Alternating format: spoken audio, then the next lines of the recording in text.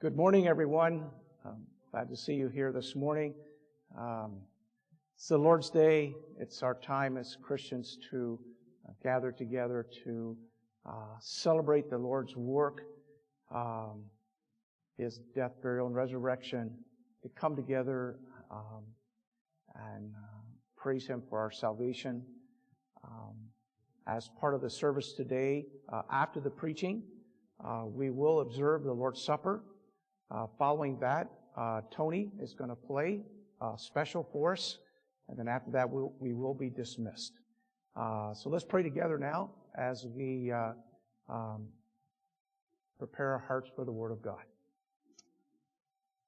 Gracious Father, thank you again for this beautiful day outside, getting into the changing of the leaves, Lord, a very beautiful time of your creation. Thank you, Lord, for who you are, what you mean to us. This church, fellow believers, all the graces, the mercy, the strength, the forgiveness, the faith, Lord, that you've encouraged us with, have molded together to make us Christians who can have great confidence in you. And we pray for our world, Lord. It is in dire need of you. Unfortunately, Lord, many in the world are cold and hard-hearted, have not responded to COVID, to other things, Lord, that you may have used to wake them up, to get their attention. And we pray for their souls. We pray for the missionaries around the world. I spoke to 2 missionaries this morning on the phone. And I pray, Lord, that as the Word of God goes out, that souls will be saved all around this earth today.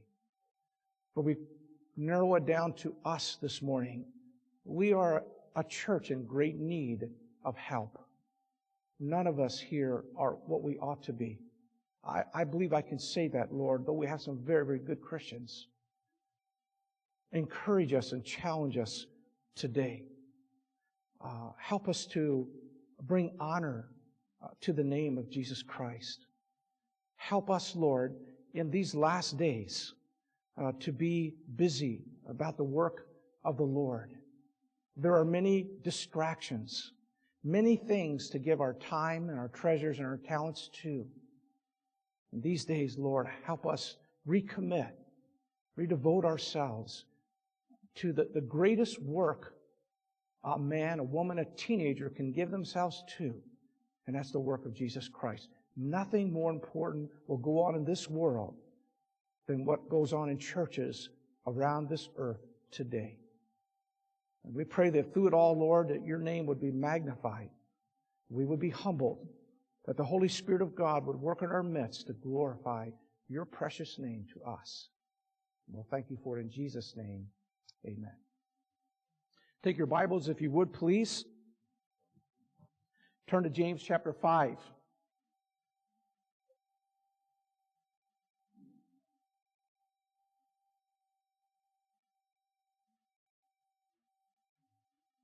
We're back into our study of James.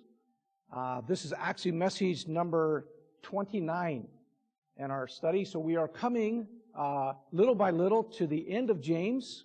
But there are many important subjects that will be covered by James as he concludes his letter to his people. The subject this morning is money. Okay? But this is not the problem in James's church.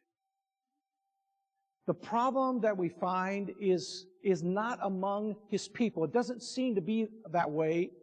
James is writing about the rich, probably rich landowners who live around the congregation. And these rich landowners have taken advantage of the somewhat poor Christians. They've defrauded them, taken some of their wages, and actually have killed some. So James is not really writing to his church people, but James is writing to his church people. I'm sure he understands the rich, unsaved, are not going to hear this message. They're outside the church. His people are going to hear it, at least he hopes they will. And what he's going to try to do is to impress upon them some principles about money. And though they're not necessarily misusing it, they're seeing the ones around them do that. And James is hoping the message comes across to them. He's also going to offer some comfort to them because of how they're being mistreated, because of the injustice that's going on. He says there's a remedy for that.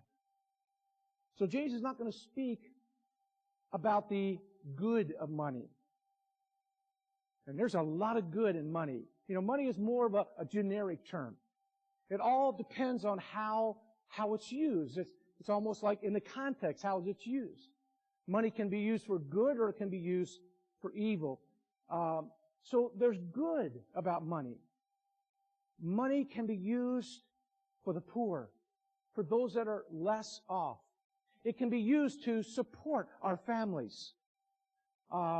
It can be used for God, to help the work of the Lord. All of us know how powerful God is. God could have had set it up that when a church has a need, since it's His church, He says, go to the local pond, open up the fish mouth, pull out all that you need. Your mortgage, all your utilities for the church, I'll cover everything. Now, I like that plan, okay? But that's not the plan that God chose. He chose to bless us by giving us the opportunity, the privilege to give to God. And He doesn't say, give me 100%. He could have, because everything we have is from God. And He could have said, listen, I just want you to be a channel. I want you to be a funnel and funnel it all back to me. I'm going to test your faithfulness if you give it all back. But what God says, just give me a tithe. Now, if you can give to missions, you can give to other things and offerings, I'll bless you for that. But the tithe belongs to me. 10% to carry on the work of the local church. So there's good. There's good in that. Now remember, James is writing. He's the half-brother of the Lord. And he's writing, so he grew up with Jesus. But he's writing primarily, this may be very well the first book of the New Testament. Many believe it's written around 49 A.D., so just a few years after Christ's resurrection. I mean, most of the people in the church would know of Jesus. May have even seen Him. Okay? And got saved through some of His ministries there. So it's a primarily Jewish congregation. We know that from James chapter 1 and verse 1. You know, to the Jews scattered abroad. So they would be very familiar with the Old Testament. So as we think about the good of money, just for a moment, in Deuteronomy 15:7, if there be among you a poor man of one of thy brethren within any of thy gates in thy land, which the Lord thy God giveth thee, thou shalt not harden thine heart, nor shut thine hand from thy poor brother. So if there's somebody in the Old Testament in the congregation that was poor, they would know where to help them. Don't harden your heart. Help them. But they would also know, probably, 1 Chronicles 29:3. They would know David. Every Jew would know David. In 1 Chronicles 29:3, David says, moreover, I have set my affection to the house of my God. I have of mine own proper good of gold and silver, which I have given to the house of my God, over and above all that I have prepared for the holy house. This is a holy house because God's name is on it. And David says, I've prepared a lot to build this. But over and above that, he says, I've given of my gold and silver, and what I have, I've given. So we see very clearly, the Bible talks about, these Jews would understand giving to others, you know, taking care of oneself, and giving to God. I read a story this week, supposedly a true story, of a lady an older lady who received a large inheritance. And right away, she wrote a check for 10% of that inheritance, gave it to her church. And she died a few years later, and as her family was going through her goods to part them, they found a note related to this inheritance. And it just had a few words on it. It said this, quickly, quickly, give this money to God before my heart becomes hard. I think she understands what money can do when we receive from God. How that it can come into the heart. That's why Paul would say, 1 Timothy 6, I believe it is, the love of money is the root of all evil. That's one of the greatest passages in the Bible. If you want to get to the root of all evil, it's money. This is what James wanted his congregation to understand. One man said about paying your life insurance is what keeps a man poor all his life so he can die rich. Another man said this about, in every insurance policy, the big print giveth, and the little print taketh away. I was reading an article this week by a man named Thomas Bramwell. The name did not click with me at first. I don't know if it does with you. Earlier in his life, he surrendered his life to be a missionary. And he goes to New York City, gets ready to leave for Africa. Had his wife with him, and after being informed a little bit more of the country he was going to, he knew his wife would not be able to make this journey. She could not endure the climate. They had hopes that it might be better than that, but once they were told, he said, sadly, we can't go. My wife can't take it.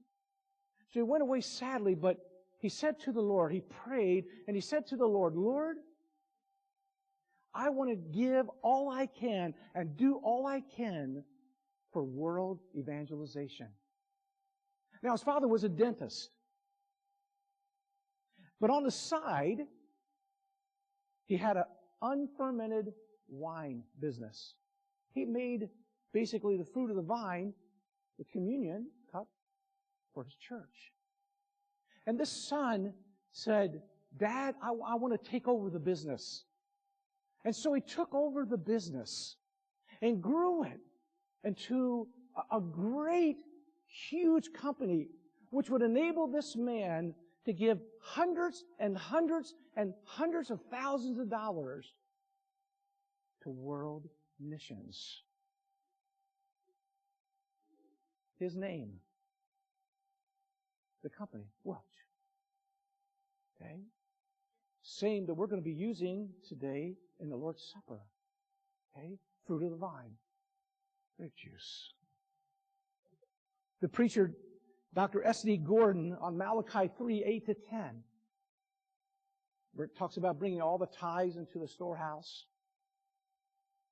His commentary on that, he says, give all he asks, take all he gives. Today, James is not speaking about the good. He's talking about the bad. This is the other side of the coin, just to use the phrase. One side there's the good, but James is not preaching about that. Maybe because his people would know that, and that's pretty easy to see the good that can come from money. Let's see the other side of the coin. Let's see the bad. I've titled this sermon, Recognize the Misery of Money.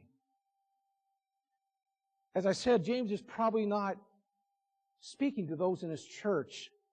If you look at chapter 5, verses 1-6, You don't have any mention of brethren in there. In fact, when he changes the context, which we'll look at next week, it goes in verse 7, he mentions brethren. There's no mention of repentance or changing or confessing, asking God for forgiveness, because he's probably speaking about those that are unsaved outside the church. And maybe his people he's thinking are looking at all these rich landowners, at all that they have. Okay? And he's saying, you know what? I know the power of money. I know what it can do in somebody's heart, what they'll do for that.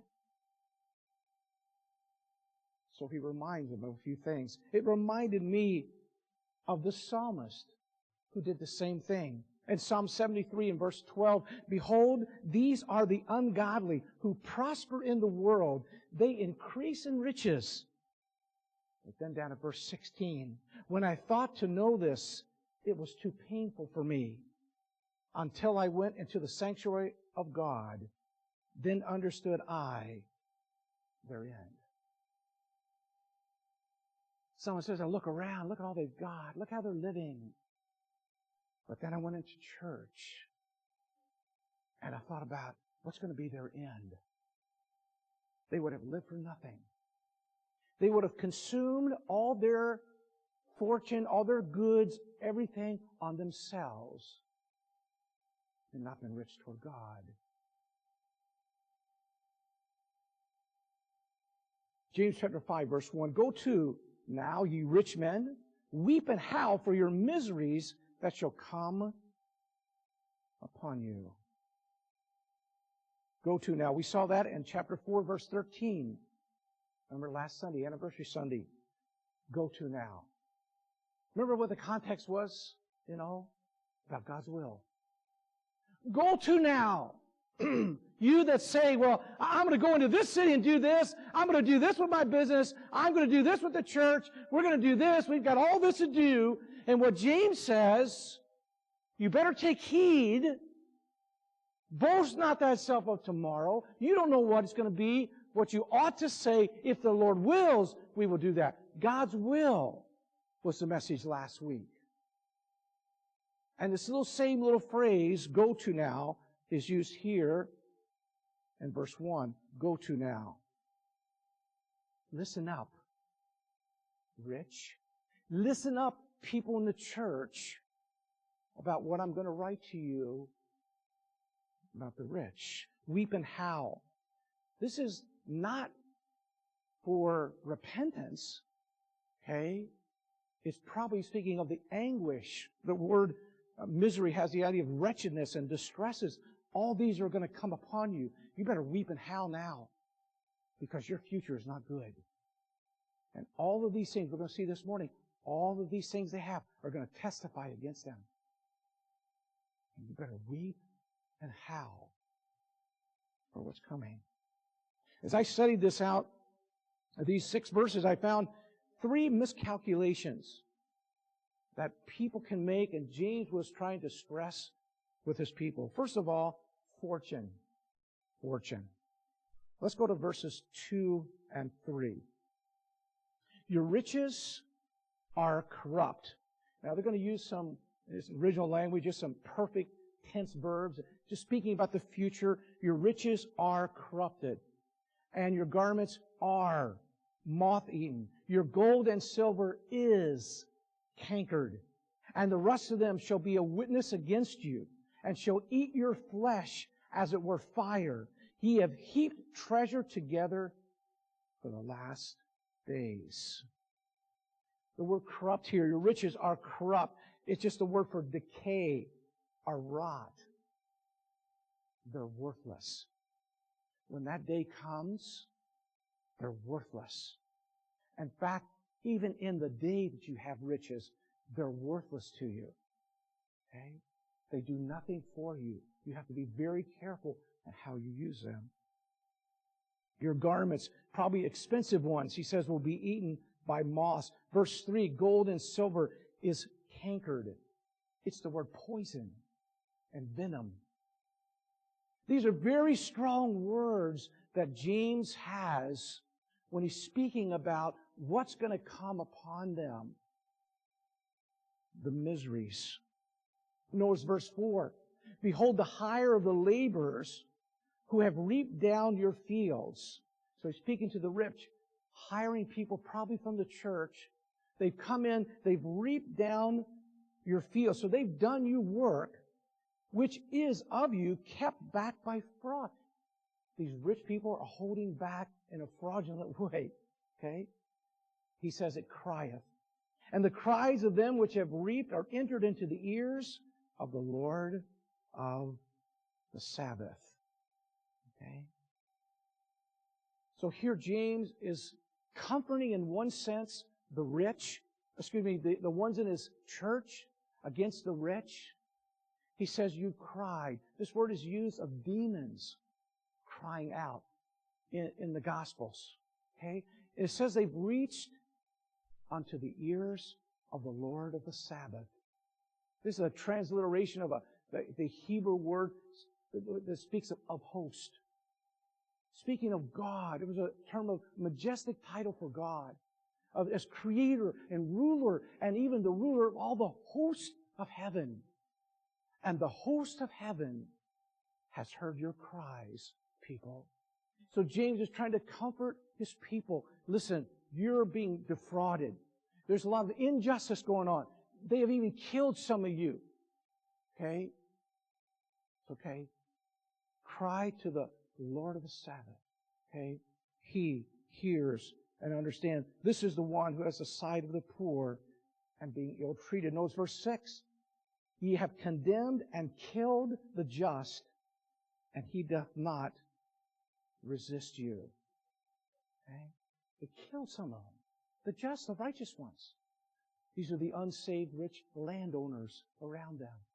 Okay? But notice he says, they have not retaliated. It seems like the rich in the church here are turning the other cheek. They're suffering that abuse, maybe going back just a few years earlier to the teachings of the Lord about turning the other cheek when you're mistreated. These are the fortune that the rich had sought. Sir Thomas Browne, who lived in the 1600s, he said this, be charitable before wealth makes thee covetous. Andrew Carnegie, late 1800s, the philanthropist and American industrialist, said this, millionaires seldom smile. Henry Ford, American industrialist, said, I was happier when I was doing a mechanic's job. J. Paul Getty, an American oil industrialist, said this, I find all this money a considerable burden. Maybe James, again, the half-brother of the Lord, is recalling the Lord's words. Whether he heard them as an unsaved or whether he was told by the disciples after he got saved. It reminds me of Luke 12. And he spake a parable unto them, saying, the ground of a certain rich man brought forth plentifully. And he thought within himself, saying, what shall I do, because I have no room to bestow my goods? So this man typifies exactly what James is saying. I've got all this money. I don't know what to do with it. So he's kind of asking himself, what should I do? And he thinks, because he's unsaved, well, I'll tear down what I have and build greater. This will I do. I will pull down my barns and build greater. And there will I bestow all my fruits and my goods. And I will say to my soul, soul, thou hast much goods laid up for many years. Take thine ease, eat, drink, and be merry. But God said unto him, thou fool, this night thy soul shall be required of thee. Then who shall those things be which thou hast provided? So is he that layeth up treasure for himself and is not rich toward God. That's exactly what James is saying. These rich around you, they're defrauding you. There's injustice. They're killing some of you. But understand why they're doing it, church people, James is saying. Realize the miseries. They're unsaved. They don't know the Lord. They're not helping the poor, as we saw earlier. They're not helping God, as we saw earlier, it's all going for themselves, building little kingdoms.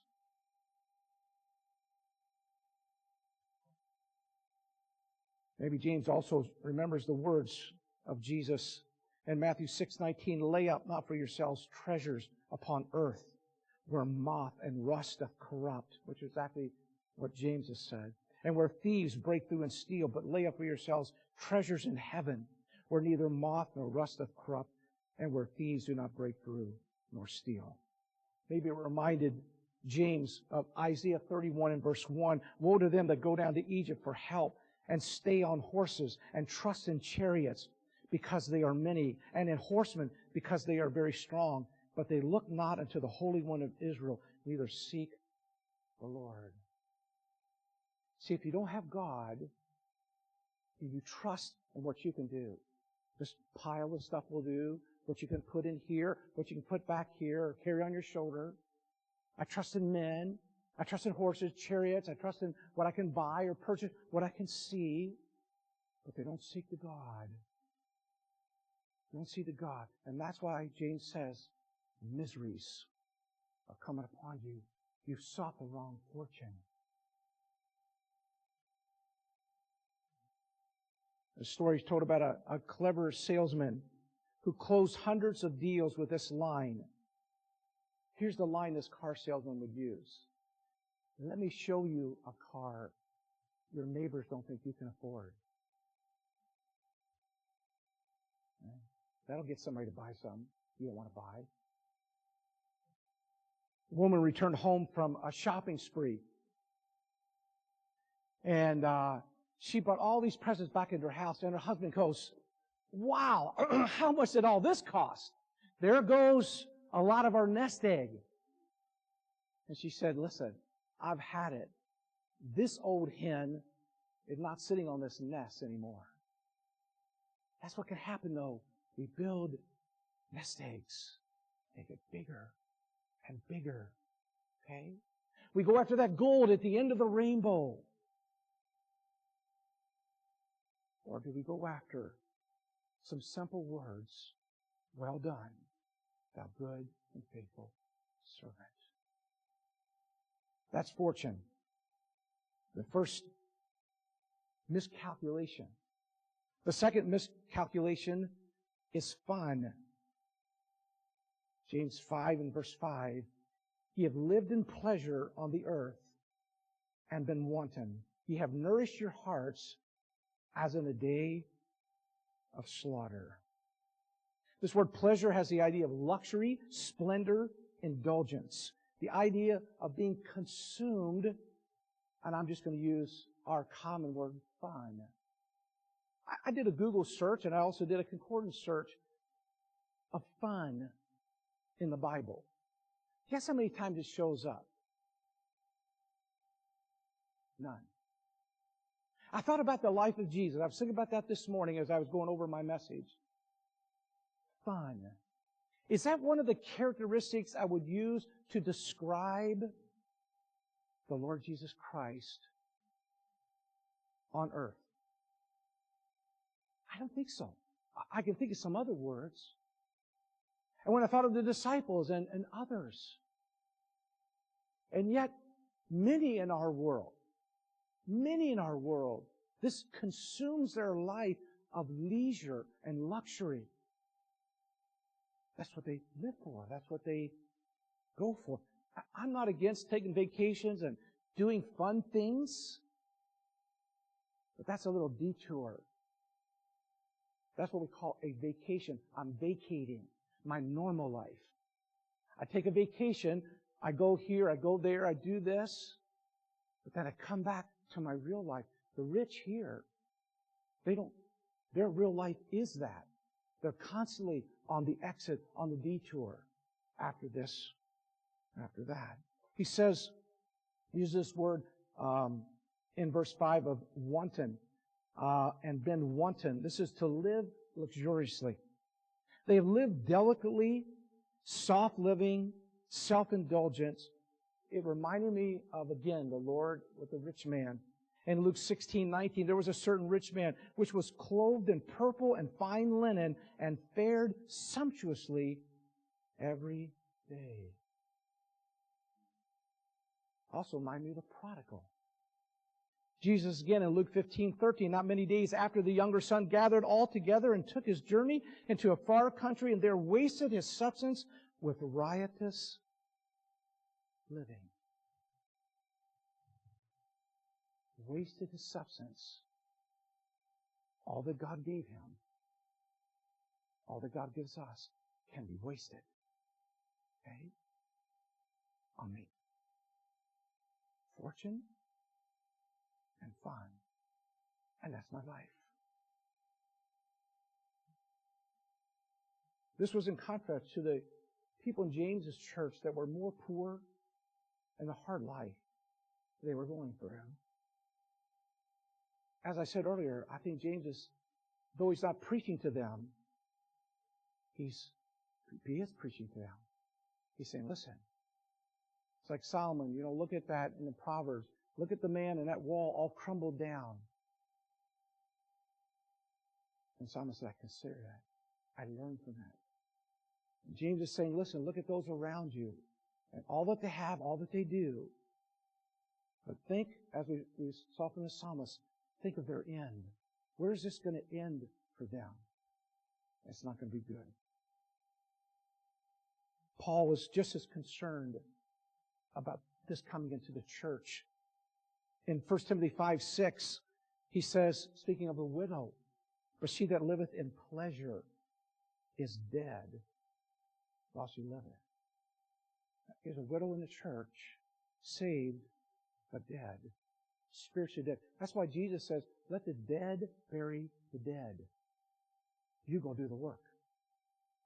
Let the spiritually dead bury the earthly dead. You see, normally the earthly dead can take care of that because their life really doesn't matter, not do anything for God. But you which are alive, you that are spiritual, you go out and do the gospel work. Who else? Who else can go soul winning and teach a Sunday school class, which we're in need of? Who else can do those things? I can't put a notice in the newspaper. Who else can preach and teach? Take up all, who can do the work that goes on in the local church? The saved. Let the dead, let the ones that are dead to spiritual things, let them take care of the mundane things. He's not saying it's not important to bury your dead. But you can give a life to that, where he says those that are spiritual alive ought to be serving. Verse 5, he says, nourished. That's verse 5. You have lived in pleasure on the earth and been wanton. You have nourished your hearts as in a day of slaughter. The word nourish just means to fatten, okay, to saturate with food, okay, like fattened calves. You just fatten yourself up, okay. When I was down in Pennsylvania recently, I went by a farm that my son, actually it's where we shot skeet, and I mentioned a few weeks ago. And on the farm, the pigs, and they were fattening up the pigs because there was going to be some ham coming by Thanksgiving. They're fattening them up. Okay, that's what James is talking about here. It reminded me of Jeremiah 12:3. But thou, O Lord, knowest me. Jeremiah says, I know you know me. Thou hast seen me and tried mine heart toward thee. Pull them out like sheep for the slaughter and prepare them for the day of slaughter. What's fun? What's fun for us? I remember when I was unsaved, not that you know me, I'm a pretty easygoing, I love to have a good time. My wife just says she raised not 3 boys, but 4 boys, okay? I enjoy that. Having a good time, but always with a caveat. It needs to be the work of the Lord. But that wasn't always the case. There's a lot of things I did, quote, for fun, that I got arrested for, got called into, university president's office for, and a lot of things we did. And I've told you some of those stories in the past. Okay? What's fun for us today? As we grow and mature in the things of the Lord, what are pleasures to us? Paul wrote about this. Let me just read you a couple of these. In Ephesians 1:5, having predestinated us unto the adoption of children by Jesus Christ to Himself, according to the good pleasure of His will. That's God's good pleasure. Christ we've been adopted into God's family through Christ by His good pleasure. To the church at Ephesus, Paul continues in verse 9, having made known unto us the mystery of His will, according to His good pleasure, which He hath purposed in Himself. So God has a pleasure to pleasure Himself, and it's His will for us. To the church at Philippi, Philippians 2:13, for it is God which worketh in you both to will and to do of His good pleasure. It's exciting to think God is at work in me and you, trying to do His good pleasure. Not life is about me and my pleasure. This is what James was concerned with. People in his church, don't look out at these rich landowners and all they have. There's miseries coming upon them. Okay? That fortune and fun is going to end. To the Thessalonians, Paul writes in 2 Thessalonians 1:11, wherefore also we pray always for you, that our God would count you worthy of this calling and fulfill all the good pleasure of His goodness and the work of faith with power. Paul's stressing God's pleasure. Not like the widow who lived in pleasure and was dead while she lived. Our fun, our pleasure ought to be found in the things of the Lord. Doesn't mean we can't do, quote, fun things, okay? If you want to go out and bungee jump, okay? You want to do that. I know Fred and Carol did that just recently, I think, you know. If you want to do that, that's okay, you know. If you want to, ride a surf in Hawaii, there's nothing wrong with those things. But if Fred and Carol went out every day bungee jumping, okay, that's not our life, okay? Our life is all wrapped up in the Lord. And this world today is doing everything it can to unravel our lives and give us a new purpose, a new way to do things. It's okay. God understands. And we have fun. What we want is fun, said the Lord. Paul said this in 2 Thessalonians 2:12. Here's his admonition. That they all might be damned who believed not the truth, but had pleasure in unrighteousness. Exactly what James is saying. They're going to be damned. They're going to be judged. The miseries are going to come upon them because they have pleasure in unrighteousness. We need to have pleasure in righteous things. Think of all the fun things. I look at some of the pictures I put on the MyVBC, some of the picnics we've had together, some of the things we've done and trips we've made together as a church, down to Jersey, and just different things we've done together as a church, and even going soul winning and teaching fellowship like last week after the service and every week. That is enjoying the fellowship in the Lord and the righteousness, the pleasures being with God's people. I read a story this week of a man who came to a church. I don't know the church, but he came to a church and they were having testimony time, and he gave a testimony, and he said, listen, I don't really know you people. I'm kind of new to this congregation, but can I give a testimony of something God's done for me? And they said, sure, you can give a testimony. So he stood up and said, listen, a number of years ago, I was a very poor man. I basically had $1 to my name.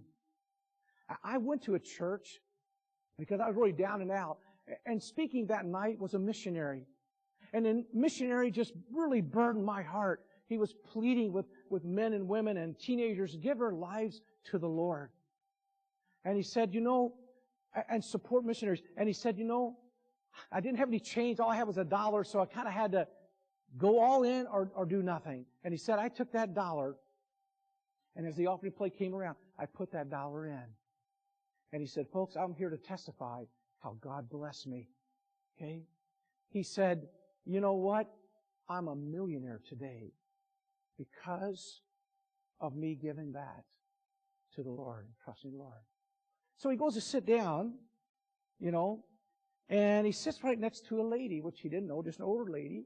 And the older lady looks over to him and says, would you do that today? Would you give it all today? And he didn't say anything. See, it's kind of easy to give everything if it's $1. But when it's millions, that's money. That's money. That's the tentacles. That's the fortune. That's the fun. Let's look at the last point as I close this morning. Recognize the miseries of money. There's fortune. There's fun. And then the future. And this will be very quick because we already talked about the future somewhat. But in James 5, verse 8, and 5, verse 5, on the earth, you've lived on the earth in pleasure, see, earthly minded, okay?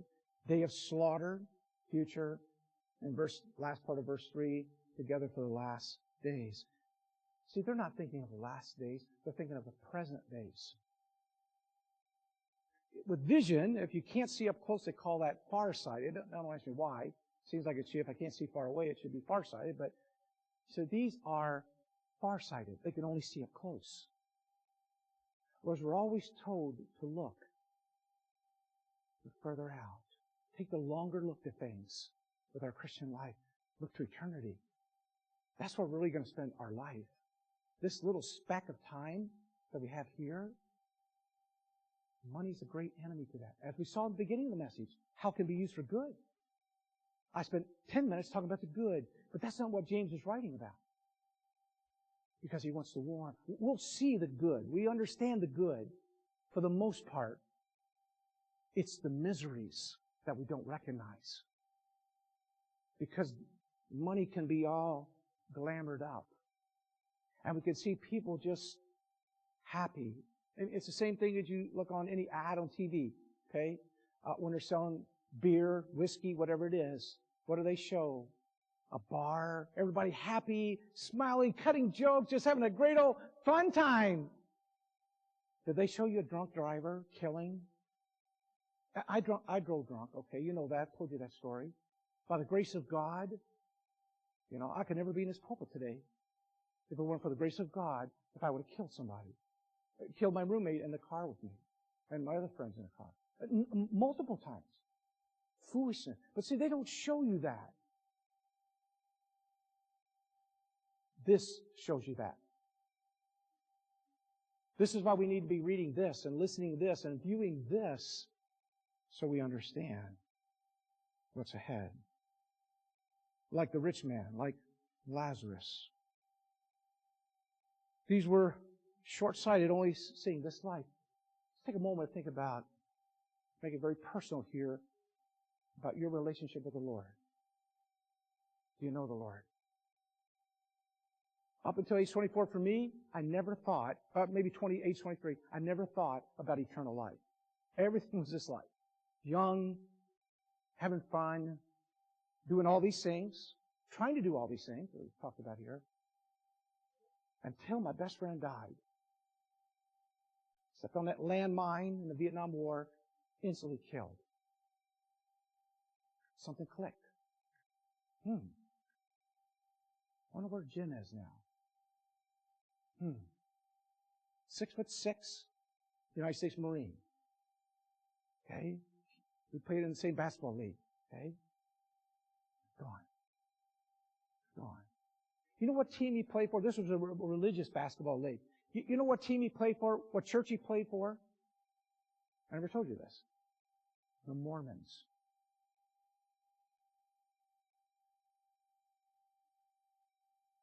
Did I ever talk to Jim about the Lord? Did I even know what a Mormon was? Had no idea. I wasn't saved. Okay? Going to church, I wasn't saved. Now, if I had known Jim was that, I'd be talking to Jim.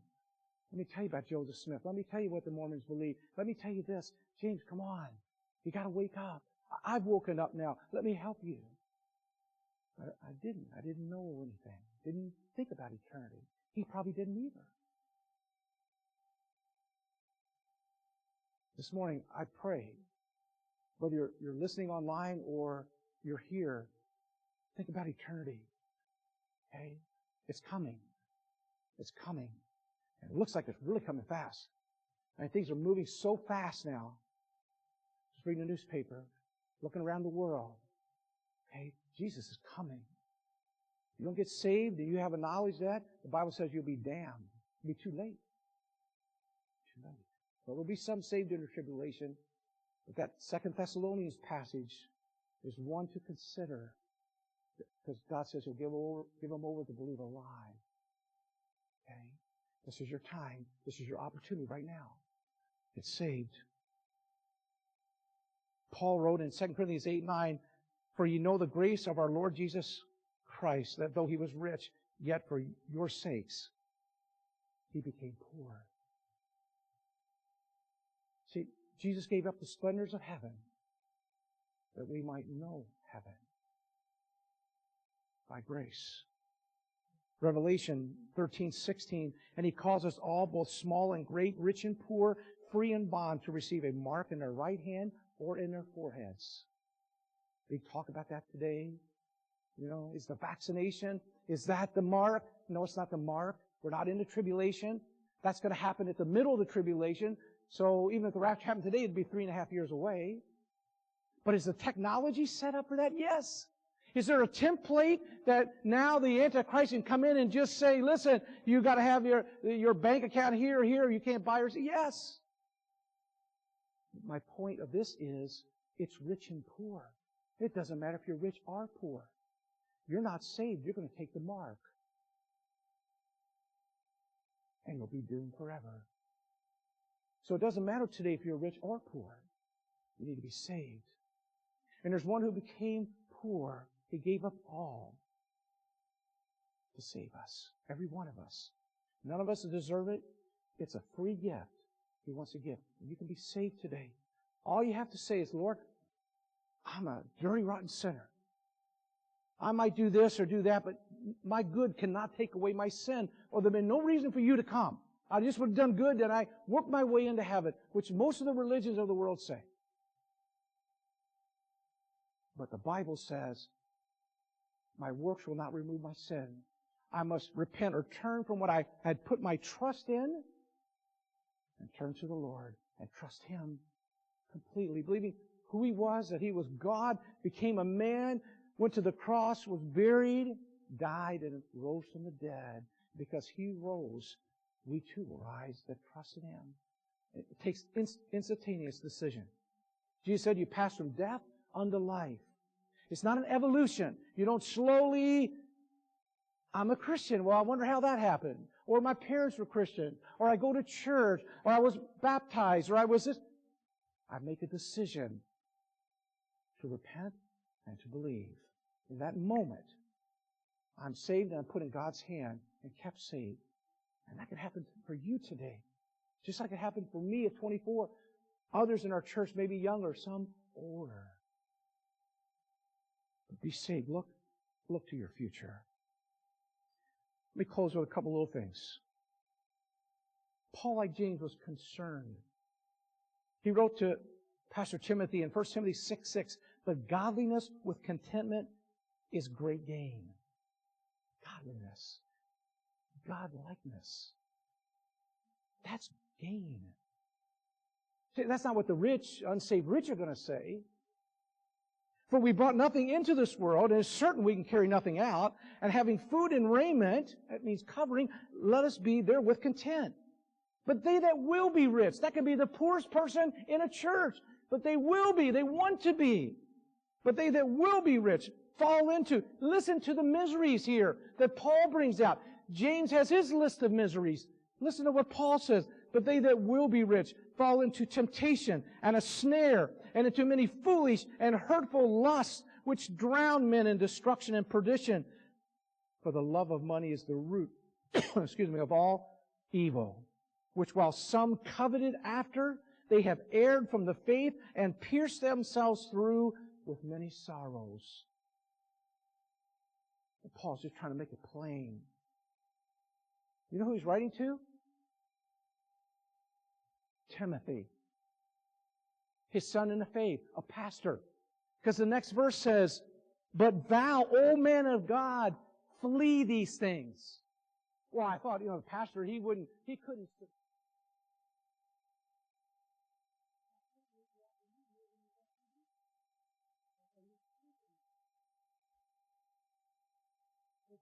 Man of God, flee these things. I'm not just writing to, the people in your church. Timothy, I'm writing to you. Flee these things and follow after righteousness, godliness, faith, love, patience, meekness, fun and fortune. No, it doesn't say fun and fortune, does it? Follow after righteousness, godliness, faith, love, patience, meekness. Fight the good fight of faith. Lay hold on eternal life. Get a hold of eternal life, Timothy, and hold on to it. Because there's things in this world that want to get your eyes away from that. And they want you to take God's time and treasures and talents and use it on you. Instead of being rich unto God. It's a neat little outline there Paul gives. Flee these things, follow after these things, and fight. Flee, follow, fight. That's our life. Okay? You've got to run away from some things. There are some very evil things out there today. There's things you can turn. I have my iPhone here. It's turned off, or it's no volume on it right now. Okay? I could just punch a few things here about sports. I watched a little bit of a game yesterday. I could punch up the score. Guess what might come up? A half-naked woman, or an almost naked woman, or something else, The enemies will come, if we're not careful, in many different ways today to try to catch us off guard. We've got to flee, and we've got to follow the right things in life. The pursuit. What is our life all about? And then fighting for that. It doesn't come easy in the Christian life, especially in the world we live in today. Okay? Churches are, even before COVID, churches in Canada and America were the lowest attendance in their entire history. I made a statement a few years ago, and I repeated it last week, that Canada was taken off the United Nations list of Christian countries.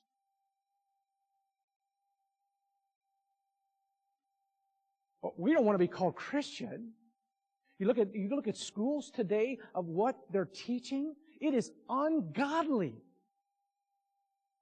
It's unbelievable what our children are being put through today.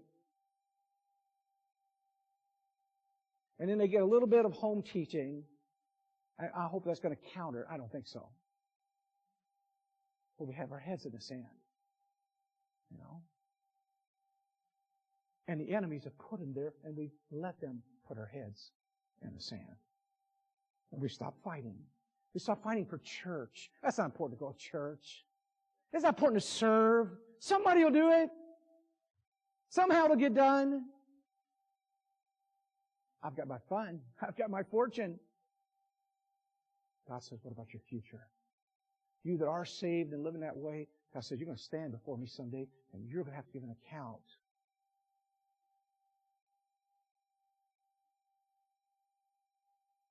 Roger Babson was an American historian. And he went down to Argentina about 100 years ago. And he was just trying to do some history on South America. And he went down to Argentina and he interviewed the president of Argentina. And they got talking and such. And the president of Argentina said, you know, we're about 100 years behind you in North America. We were founded years earlier, but we're 100 years behind in a lot of different areas. And the historian said to the president of Argentina, why do you think that is? And he thought for a few minutes, and he said this: our land was founded by Spaniards coming, seeking gold. America was founded by the Pilgrims seeking God. I don't think you could say that today about America. It's sad. Sad how things are changing. One man said this: many people spend most of their life losing their health to try to gain wealth. And then spend the end of their life losing their wealth trying to gain their health.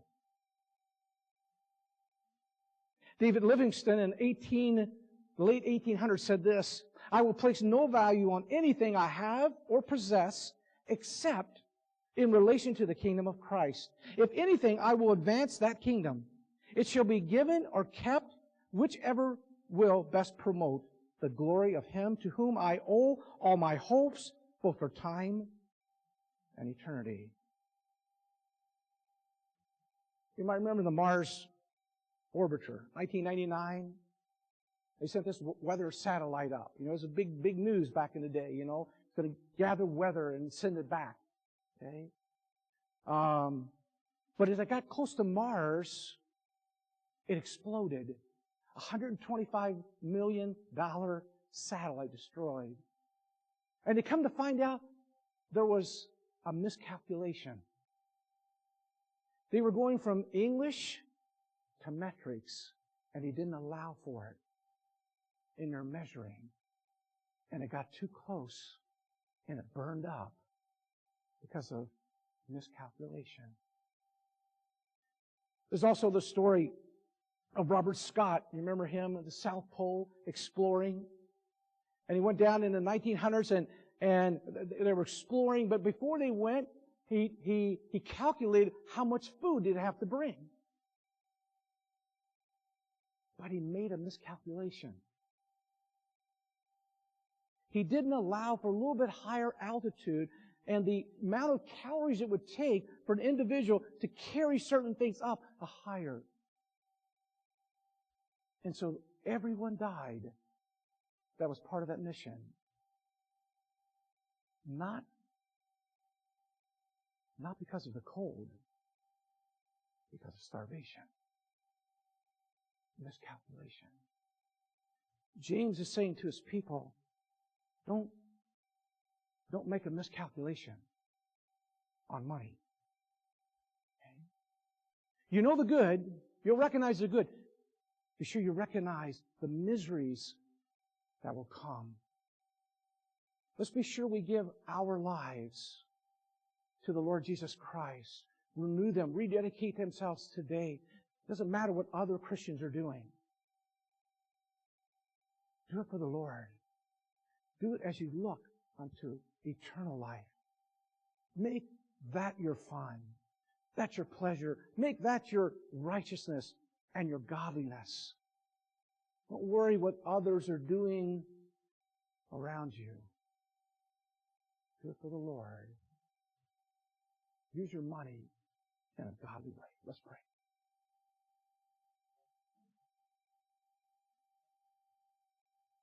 Our heads are bowed and eyes are closed. Very simply, the invitation is if you're here and you don't know the Lord, He became poor. You might become rich. Paul said, I gave my life to making people rich. Not financially. Not like the health and wealth, prosperity gospel today. Or they say, oh, God wants everyone healthy, wealthy, and wise. No, He doesn't. It's not in the Bible. That's a man-made religion and a man-made gospel. God made you the way you are. He formed you in the womb, and He's looking at you right now. He wants to save you if you're not saved. Don't give your life to something that's going to burn up and rust and rot away in a few years, and that's your life. Trust Him for eternal life. Be saved today. Call upon Him to save your soul. And His grace and mercy, no matter what you've done, how often you've done it, He'll save you. No matter what good you've done that you thought might help you, the only good is receiving Jesus Christ.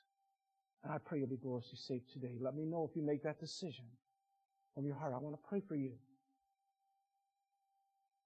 If you're a Christian, recognize the miseries of money.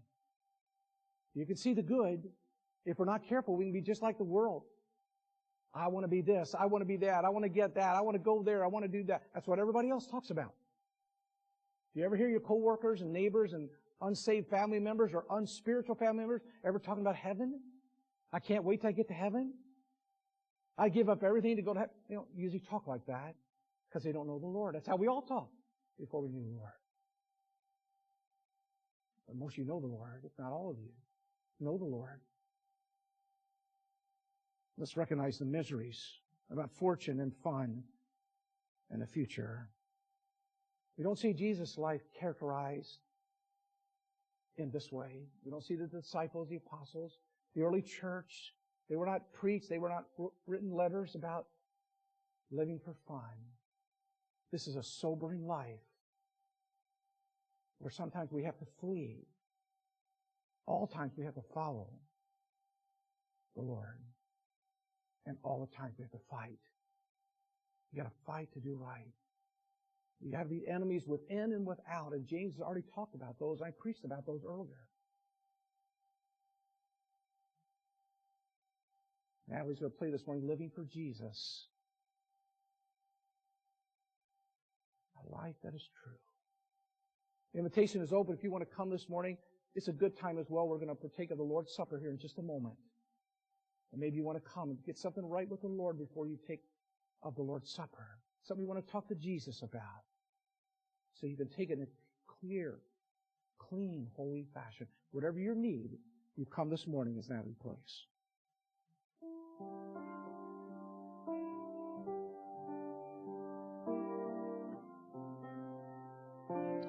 Living for Jesus, a life that is true. Striving to please Him in all that I do. Yielding allegiance, glad-hearted and free.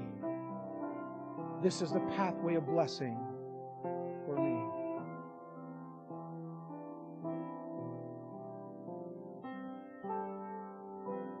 Oh Jesus, Lord and Savior, I give myself to Thee, for Thou in Thine atonement did give Thyself for me. I own no other master. My heart shall be Thy throne. My life I give, henceforth to live, O Christ, for Thee alone.